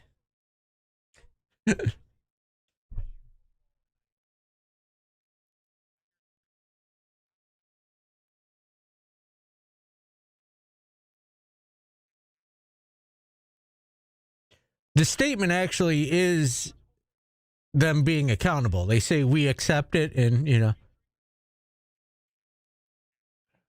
Acknowledge and accept. To me, that says, "Yep, you got us. Here's this fine. Let's move on."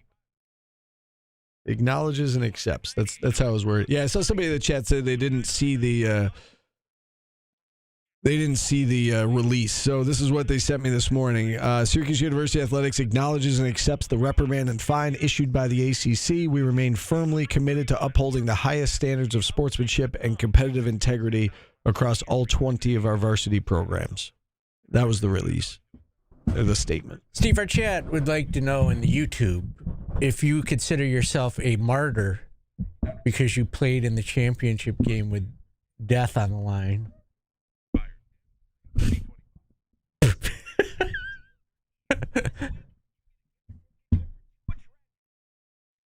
That is somebody who knows their saint history, though. Saint Stephen, who was stoned to death. He's the first martyr.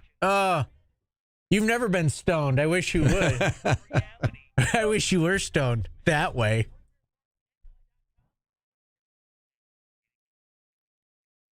Do you know what's funny is I am obsessed with the Saints. I've gone through that. With I know you told me that. Yeah. I don't know what St. Paul is. St. Paul is what is he? The St. Paul patron saint of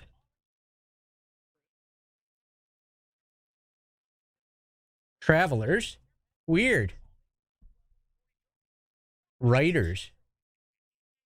How about that? Journalists. I did not know that. St. Paul is not traditionally the saint patron. St. Christopher holds that title. Yeah, I was going to say St. Christopher was travel, I thought, yeah. St. Michael is the protector. Yep. St. Peter's the leader of the church. St. Paul is the patron saint of writing, missionary work, and public work. And we know how much you love the community, so. He was also a martyr. He was beheaded. Was he? Yeah.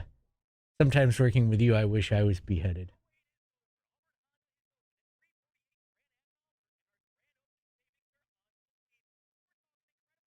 That St. Paul was always writing shit to those Corinthians. He was. The Corinthians. He had a lot to say. He was writing to them Corinthians. He was. I remember that.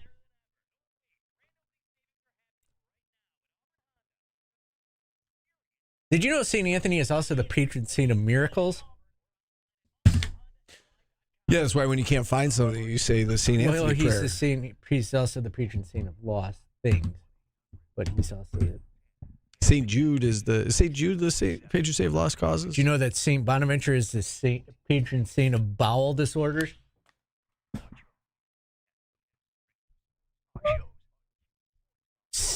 Saint Dymphna is the patron saint of mental issues. I have a lot of those. Goo Goo Dolls, Black Balloon. If you're watching on Q Sports Talk, Steve and I are breaking down the patron saints, going through our starting lineup of patron saints. Anything out of the Fran Brown press conference stand out to you? No. I mean, we got a little more information about the Steve Angeli situation, getting surgery today. He's going to rejoin the team ASAP. He's going to travel with the team, essentially be a quarterback's coach. Yeah, I think that, it makes a lot of sense that he's still going to be around the team, but he gave us a little bit of a time frame, said 6 months before, we can even start talking about when he's going to return. 6 months, though, I do think that's a good sign in terms of next year, right? Because we're 10 months out before the start of next season. It sounds like if all goes well, you would expect him to be able to play football. Year? There was a big injury last year, and they did this exact same thing where he was expected to be a coach on the sideline. Yeah, I think that's just natural. I think you've seen injuries, It was Marlo Wax. I was going to say when Wax got hurt, I thought that's who you were referring to, but they said the exact same thing. I don't know. But Wax wasn't lost for the year. Yeah, I know, but I don't know why it was so hard for people to grasp that he was saying he's going to travel and he's going to be basically a GA. Gadsden got hurt the year before. I think it's just natural that if a guy gets hurt, whether he's a leader or not, he's going to stay involved with the team. And I think that's good for him too, right? That's good for his own mental health, is to be around his teammates and, to be invested in the team as much as he can be. And you want that. And that was kind of my point with the basketball team last year, that I thought Donnie Freeman was coming back because at practices he was Invested. He was invested, and he was going over what went wrong defensively, and so you want that from players. That means they've bought in. Yeah, right. And I think that it helps the individual player as well, and it helps the team. It's going to help Ricky Collins. So I thought it was interesting to get a little bit of an insight into that. And I also thought it was, I don't think this is just coach speak because he didn't have to say it. He said Ricky Collins can make all the throws, and he praised his arm. And I think that's one thing that people are concerned about. They believe Ricky can run. Can Ricky make all the throws? I don't know why whenever I hear Ricky and I think of Ricky Henderson talking in third person, because when you're saying that, Ricky likes to throw the ball, Ricky can run. See, when I hear Ricky run, I think of Boys in the Hood, the scene at the end. Way to bring down the room, Steve. Well, that's what I think. Ricky run. Anyway. Ricky likes to throw the ball. Yeah, so I think that's what everybody's wondering about, right? Is the strength of his arm? Is he, can he throw the ball down the field? Can he stretch the defense? Because Steve Angeli had the offense humming. Does Ricky Collins have that capability? So it's one thing to say it. We got to see it put into practice. But I do believe in Jeff Nixon and Fran Brown and these coaches, and they'll coach him up. He'll be ready. The chat all simultaneously said, "Don't lose that number." Okay, that's a good one.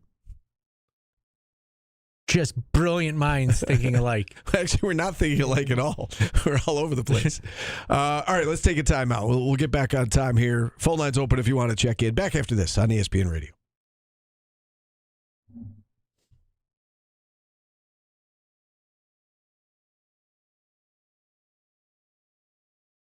Time to do today's business.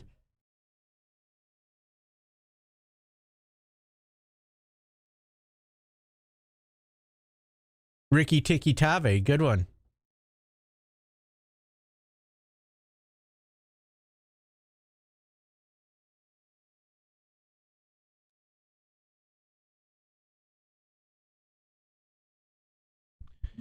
Yeah, Wasabi dude, I'm with you on the timeline. 6 months seems a little bit aggressive to me, but they've got some time to play with.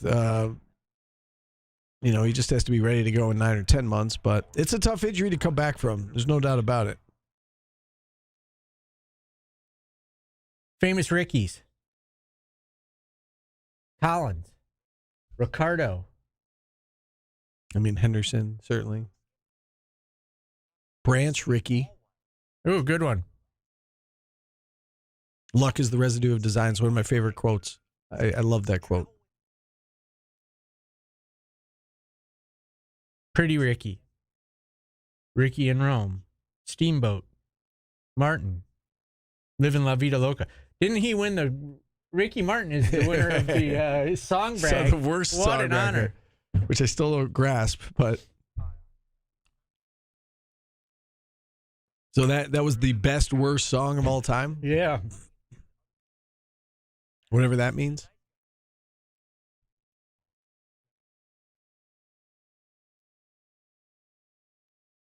Beardsley. Bravo. Bravo, alphabet guy. Well, he's not really Ricky, though. Hey. I bet you he was to his someone. Someone has called him Ricky at one point. He doesn't look like a Ricky to me. He's a Rick. Ricky Fowler. Good one, Florida guy. Tricky Ricky. Dick Van Dyke. Giulio. Again, not really Williams. Ricky. But... Hey. Schroeder. Good one. Silver Spoons. Yeah. Oh, so Paul comes over to my house first time so I could show him the ropes with the dog. And you know what I was watching on YouTube? The greatest, very special episodes of all time. So it was doing all of the sitcoms. There was the one where the Different Strokes kids got caught with the guy who owned the bike shop. It was a lot of child stuff like that. There was Emmanuel Lewis. Webster. Yeah. Ricky Schroeder's friend got beat up by his dad. So it was child abuse. What do you got?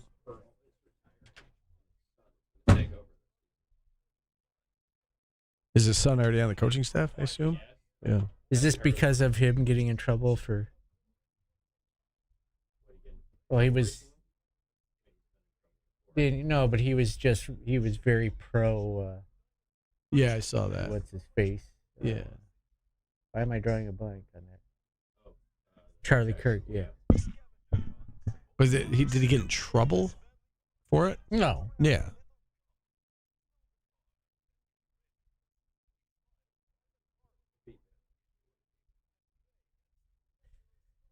Pete Thamel knows everything. He knows. We were all joking that Pete Thamel gets the injuries for Syracuse before we do.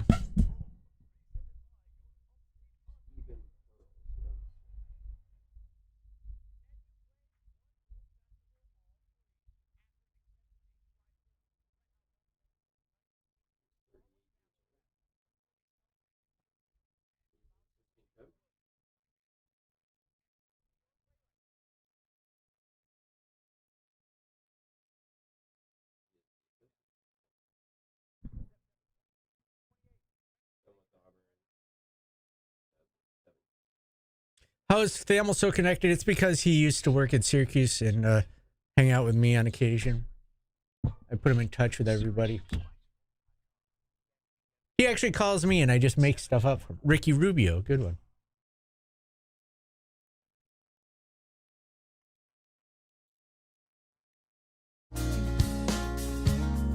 Welcome back to Orange Nation. Artist of the day. Goo Goo Dolls. Forgot there for a second. I've been getting very senile lately. I don't know. From Buffalo. Yes. They far more successful than the Bills have ever been. Watch yourself. It's true. They've got more, probably Grammy, like awards. They got more Super Bowls? Yeah. More Super Bowl rings? The music awards than them. Goo Goo Dolls awards. I'm fact-checking you. I bet you the Goo Goo Dolls haven't been to the Grammys 4 consecutive times and lost. They have 4 Grammy nominations, but they have yet to win. Oh, they're the same. Yeah, they've got that. They are the Bills. Yeah, they are the epitome of Buffalo. That's funny. Only 4 nominations. That's what it says. Yeah. For their hit song "Iris" and "Black Balloon." I was just played that. We were just talking. You have some breaking news that came down via Pete Thamel. We'll get to that in a second. I was just thinking, one year at the NCAA tournament on St. Patrick's Day, I was having dinner with Pete Thamel and Dave Pasch, and I'm still here. I was not the most successful person at that dinner. Dave McMenamin, friend of yours, right? Yeah, I've been left in the dust by a few. Oops. I feel like that happens when you hang out with people that went to Syracuse and were in journalism, though. You get left in the dust by some people naturally, right? Sure, of course. Yeah. It's good. But you're happy, Paul. It's all that matters. Yeah. Yeah. I bet they don't get as much joy when they get a nice ham at night as you. You got to cherish the little things. Yeah. All right, today's business always brought to you by Superior Plus Propane. The breaking news from Pete Thamel that just came out minutes ago. He announced a report that Bruce Pearl is retiring as the head men's basketball coach at Auburn, and that is effective immediately. His son, Stephen Pearl, who has been on staff since 2017, was named the associate head coach a couple seasons ago, is going to take over starting this season. Stephen Pearl is 38 years old. He played for Tennessee and, again, has been on staff since 2017 for Auburn. So a little bit of a similar timeline to the Tony Bennett one last year. This is very late to hear news of a coach retiring before the upcoming season. It's usually how you do it if you want to make sure that a particular person gets it, right? So I guess I don't know if it was written in his contract or, I don't know if it was a coach in waiting type situation, but if you're going to hand it off to somebody and you want to make sure that they give it to the guy you want to hand it off to, that's the timeline, right? Yeah, Bruce Pearl, 65 years old, just coming off his second Final Four with Auburn, was doing a great job, but you always wonder if, obviously, I think it's just human nature that you wonder first, like, is there another reason behind it? Is, you hope it's not like health related or something along those lines, but no indication of that, right? Based on what Pete's saying. No. All the reports are just he's retiring and Stephen Pearl is taking over. So Syracuse doesn't play them or anything this year, but we've seen Bruce Pearl teams in the past, and Auburn has been one of the best programs in the country under him. And you could bet that if he wants to, you could certainly see him showing up as a commentator. Yeah. You know how I like to play a game of guess the number or guess. Can you guys guess what the chat has said since this was announced? I'm sure it's politics based. No. Oh, really? Syracuse related. Go get him. He's the replacement? No. Maybe Red could take that job. Has been posted twice, or maybe Red could retire. Oh, okay. I thought it was going to be Syracuse should, empty its pocketbooks and land Bruce Pearl. I thought that's where you were going with that. No, that funny chat. Well, in other news, I don't want the whole show to pass today without shouting out Andre Schmidt, who hit the game-winning 55-yard field goal for the Cleveland Browns. And there was a little bit of a press clipping that came out afterwards, or a video, where he talked about, I had no idea about this. I don't think anyone really knew that his mother passed away in July. Saw that, yeah. From a brain aneurysm, so it was unexpectedly. And I think he just spoke really nicely on her and how that has changed his perspective. And he had a very tough week one. We talked about that, but they stuck with him. He has been perfect since then, and they upset the Packers actually on a 55-yard field goal. So shout out to Andre Schmidt. Shout out to him, and that's really tough stuff that he had to go through. And then to lose week one in the fashion that they lost, I'm sure that he internalize that and put it on himself, and to bounce back the way they did shows his mental toughness, because that can't be easy to do, especially for a kicker, right? Because it is so much mental with a kicker, and to come out and not just kick the game-winning field goal, but to kick one from 50 yards plus, in that spot, especially after what had happened week one, good for him. Yeah, also, Aronde Getson had a nice game for the Chargers. He finally got on the field and had 5 catches, so it seems like he is going to be a factor for Jim Harbaugh's team going forward, and the Chargers. We haven't talked a ton about the fact that Syracuse didn't get any votes in the AP poll. They're also, now it looks like, a 5.5-point underdog to Duke. The line has already shifted a little bit in favor of Duke. I'm sure that's a lot to do with the quarterback situation, and if it was Steve Angeli starting, I'm sure the spread would look completely different. Were you guys surprised Syracuse didn't get any votes at all in the AP poll this week? No. I'll be honest. If Clemson weren't 1-3, I would say that they probably would have. You've beaten Colgate, Clemson, and UConn. Is that enough to get you? And Clemson at the time was not ranked. Clemson had fallen out of the rankings. Going into the year, if you would have told me they'd be 3-1 and have a dominant win at Clemson, I would have thought they'd be ranked right now, but obviously Clemson is not what we thought. Right. I think that's the part of it, right? I think that's the reason that they're not getting votes, is that Clemson was not ranked. It's not like they beat, the number 10 team in the country on the road. They beat a team that was reeling a little bit. I don't think it should take away from the win. Like I think if Syracuse did get some votes, I could have understood it either way. I think the thing I'm more surprised about is the fact that they're almost a touchdown underdog at home. Because I know that the quarterback makes a difference in terms of the point spread, but are we suggesting that if Steve Angeli were the starter that they would be favored? Because isn't that a lot for a line to swing because of one player? I mean, in the NFL, you see examples of this. There's already been a lot of backup quarterbacks that by a touchdown, though? You wouldn't see it that much, I don't think. And, I mean, I think with the Bengals, Joe Burrow maybe is like a 5 or a 6 point swing, and that's the extreme of it, I would say. And, as Fran said in his press conference, I do feel like it was a close battle in camp, and Ricky Collins, it's just amazing to me how the fan base went from we want Ricky to now, the season's over because it's Ricky. So I think you got to keep in mind that Ricky Collins is still a good quarterback as well, and they still have a great offensive coordinator. Yeah, right. Paulie, kicker. Dateline. England. The English are mad at us, Steve. For? Tim, you know why? They don't like that we use the term here in America, I could care less. Do you know why? I couldn't care less. Yes. It means you do care if you could care less. And they're very upset about it. Why? What is something that everyone gets wrong? Those damn Americans get it wrong every time. I could care less means you do care. 473 upvotes on Reddit. Okay. So there you go. Watch what you're saying. Those Brits hate us. It makes no sense to me how people think that could be the right way to say that. Yeah. I get why that would be a pet peeve. I get it.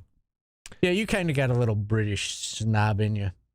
No, I didn't say that. But no, I did. Oh, That's another thing, Steve. You didn't say that. I did.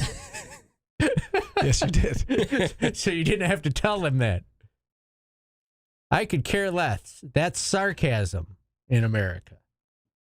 The British apparently do not get sarcasm. All right. Thank you for that. We'll hit our final timeout here. We will pick our artist of the day for Tuesday. Yeah, it was okay. It was okay. We'll wrap things up next on ESPN Radio.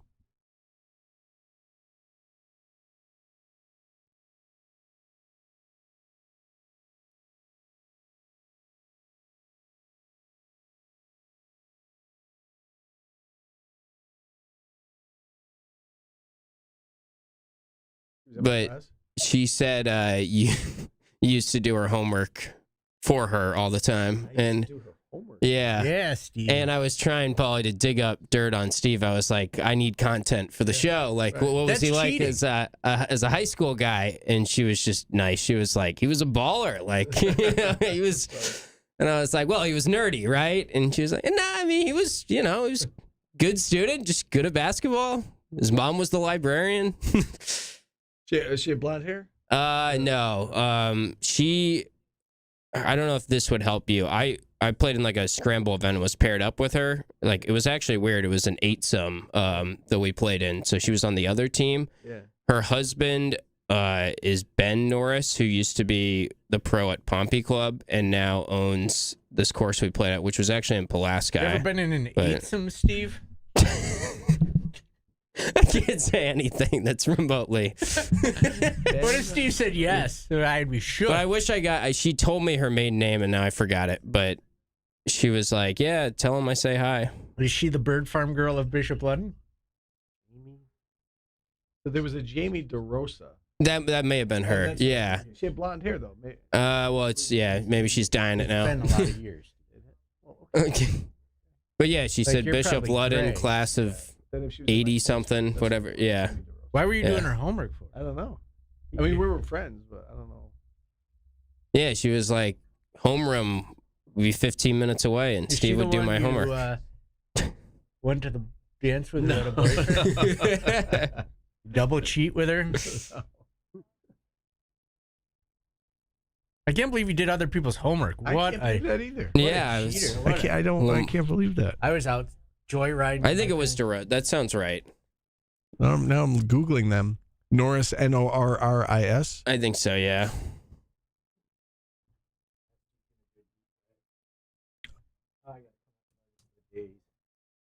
Artists of the day. Irregardless.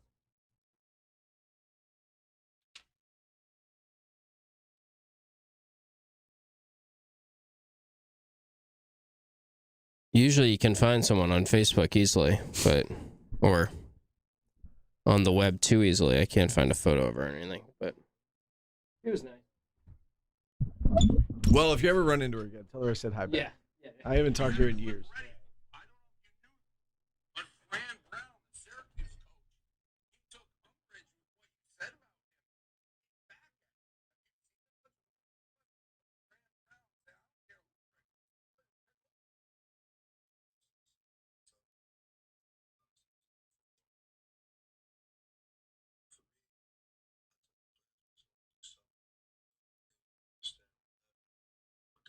Virtual.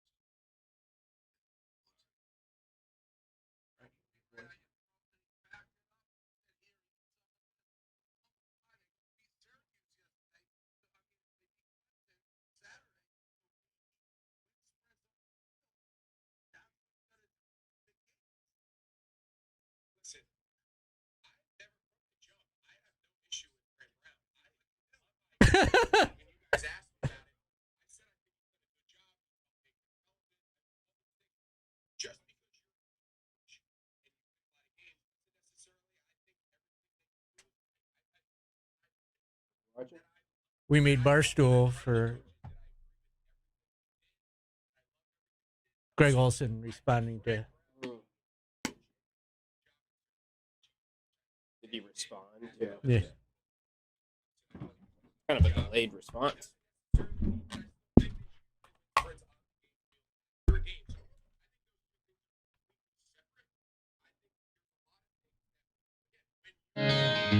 Shut up.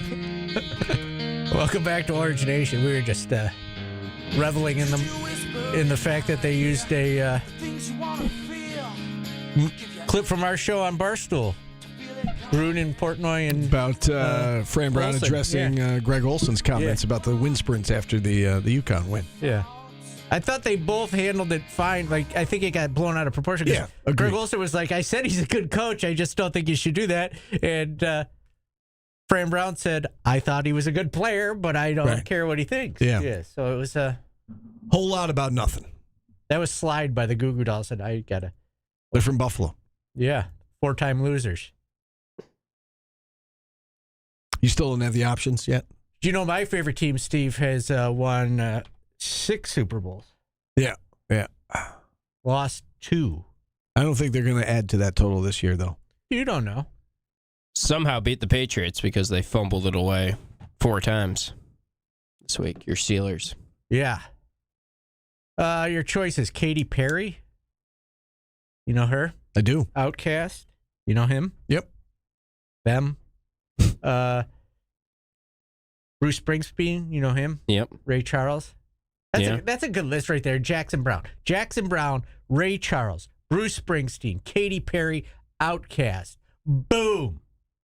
Who you got? Ooh. That's a good list. Yeah. list. Didn't we do Bruce Springsteen a couple weeks ago? I don't know. It's his birthday. Why do I feel like we just did it, Yeah, right? I do too. I'm going to go. I was going to vote him, but I'm going to go Jackson Brown. See, I was leaning that direction too. I was going to too as well. All right, let's do it. Let's do it. Jackson Brown. You know why, Steve? Why? You know what kind of vibe he gives off? Paul Davis. Yes, Paul very, Davis very vibes, much. yes. He gives off very much a Paul Davis vibe. All so we're right. going to go Jackson Brown. We don't need the chat now. But Not today. we don't. got it. Not today. We don't. Tim, anything we should be aware of for later? I'm just going to continue to react to this Clemson win and, my big takeaways from the game and who really impressed me. So welcome phone calls at 5 o'clock because there's a lot to discuss with the fines and with the big game and everything with the quarterback situation as well. All right, 5 to 6, drive time with Tim Leonard. Yes, Paulie? Tronic with a funny joke about our song. Artist of the day, he said, I'm sorry, Miss Jackson Brown, because he makes Outcast. Well done. I see what he did there. And Gaper Bazingoid also says, Pollyanna first date. My team won 6 Super Bowls, and there's a clip of me on Barstool. And I had dinner with Pete Thamel and Dave Pash once. Yes. Once. Huge. Wow. Ladies, settle down. Settle down. All right, we got to run. Tim's coming up at 5. Paulie and I back at it noon tomorrow. Enjoy the rest of the day, everybody.